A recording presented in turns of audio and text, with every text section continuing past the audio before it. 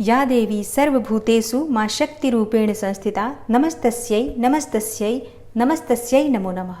ओम दुम दुर्गाय नमः। आज दुर्गा सप्तशती के 9वें और 10वें अध्याय का पाठ करेंगे और अब मन में मां भगवती दुर्गा का ध्यान करते हुए ओम नमश्चंडिकायै इस मंत्र का उच्चारण कीजिए और पूरे भक्तिभाव से पहले 9वें अध्याय का पाठ करेंगे और उसके बाद 10वें अध्याय का पाठ करेंगे।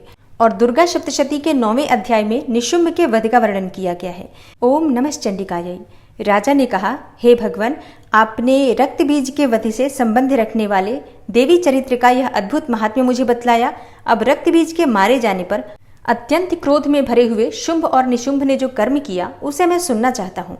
ऋषि कहते हैं, हे राजन, युद्ध में रक्त बीज तथा अन्य दैत्यों के मारे जाने पर शुंभ और निशुंभ के क्रोध की सीमा न रही। अपनी विशाल सेना इस प्रकार मारी जाती देखकर निशुंभ अमरस में भरकर देवी की ओर दौड़ा।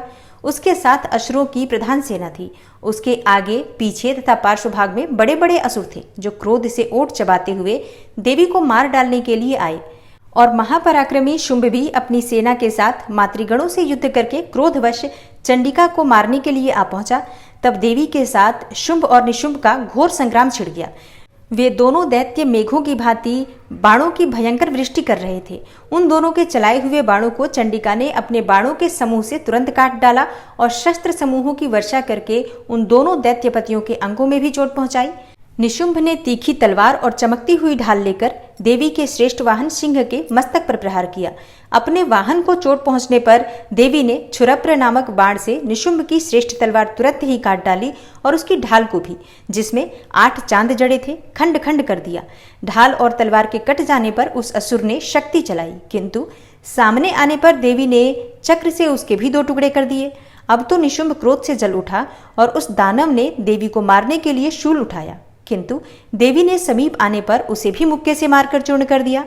तब उसने गदा उठाकर देवी के ऊपर चलाई, परंतु वह भी देवी के त्रिशूल से कटकर भस्म हो गई। तदनंतर दैत्यराज निशुंभ को फरसा हाथ में लेकर आते देखकर देवी ने बाण समूहों से घायल कर धरती पर सुला दिया। उस भयंकर पराक्रमी भाई निशुंभ के धराशायी हो जाने पर शुंभ को बड़ा क्रोध हुआ और अंबिका का वध करने के लिए वह आगे बढ़ा।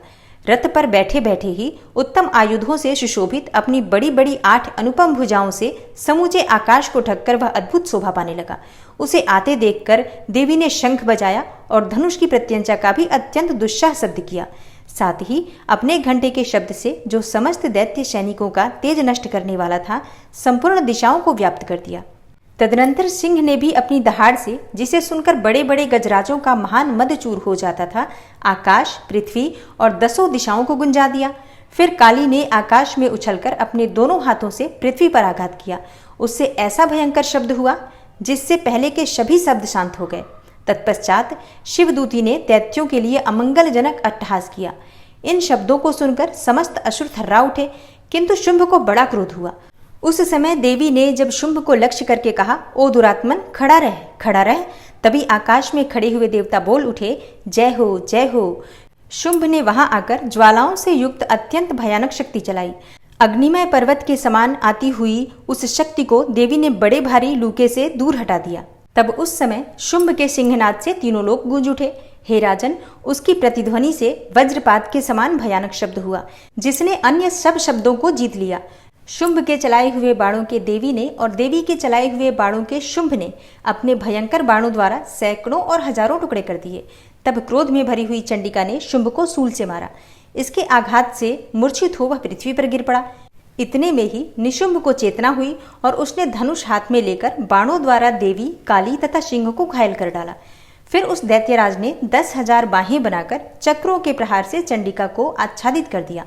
तब दुर्गम पीड़ा का नाश करने वाली भगवती दुर्गा ने कुपित होकर अपने बाणों से उन चक्रों तथा बाणों को काट गिराया। यह देखकर निशुंभ दैत्य सेना के साथ चंडिका का वध करने के लिए हाथ में गदा ले बड़े वेग से दौड़ा। उसके आते ही चंडी ने तीखी धार वाली तलवार से उसकी गदा को शीघ्र ही काट डाला। तब उसने शूल हाथ में ले लिया।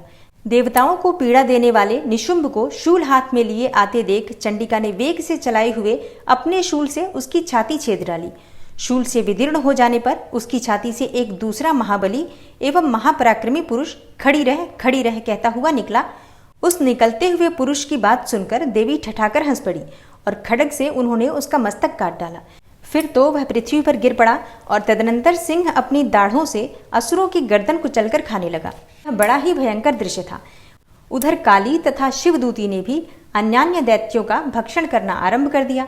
कौमारी की शक्ति से विदीर्ण होकर कितने ही महादैत्य नष्ट हो गए।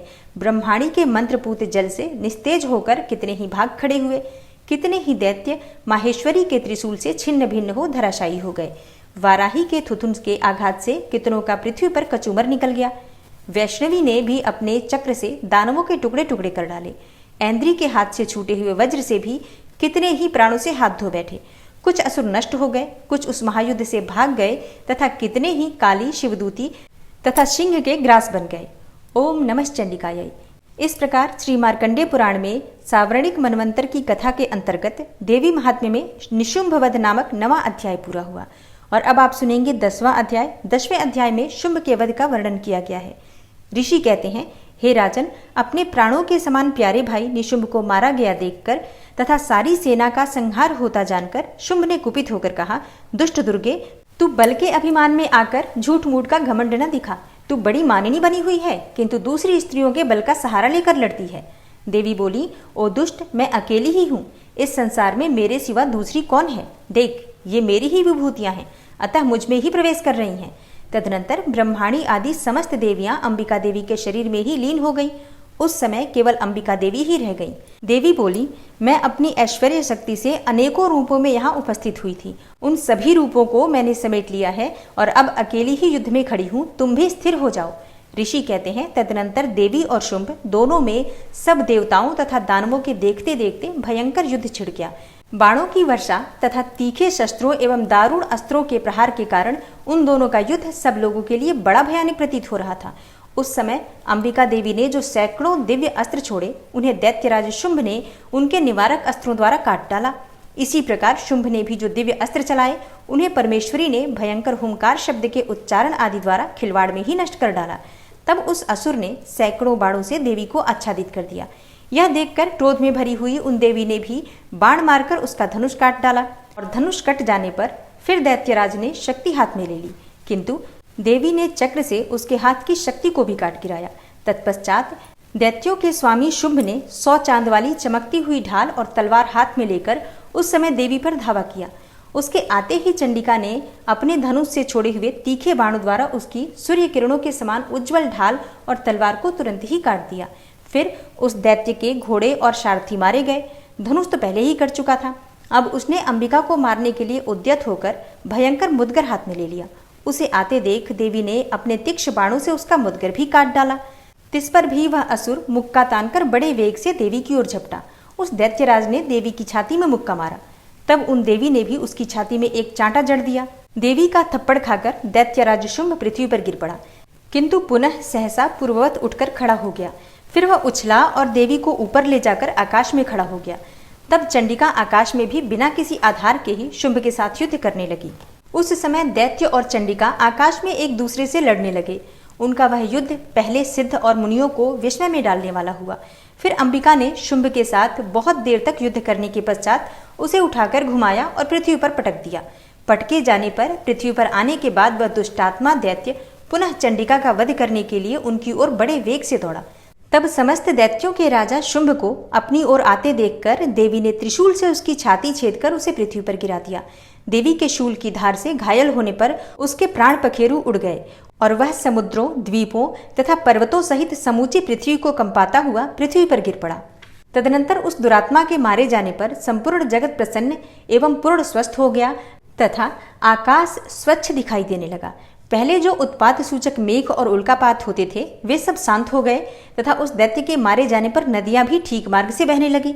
उस समय शुंभ की मृत्यु के बाद संपूर्ण देवताओं का हृदय हर्ष से भर गया और गंधर्वगण मधुर गीत गाने लगे।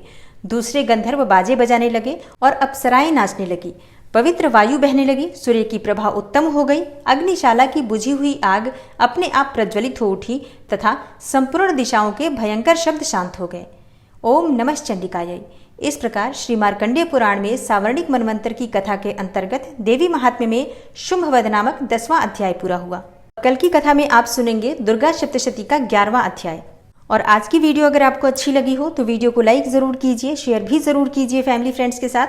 और चैनल पर पहली बार आए हैं, अभी तक आपने चैनल को सब्सक्राइब नहीं किया है, तो आज की वीडियो अगर आपको अच्छी लगे तो चैनल को सब्सक्राइब ज़रूर कर लीजिए और बेल बटन को भी प्रेस कर लीजिए। तो इससे ये होगा कि इस चैनल पर जो नई वीडियो अपलोड होंगी उनकी नोटिफिकेशन आपको सही समय पर प्राप्त होगी। मैं मिलती हूँ आपसे अगली वीडियो में, तब तक के लिए नमस्कार।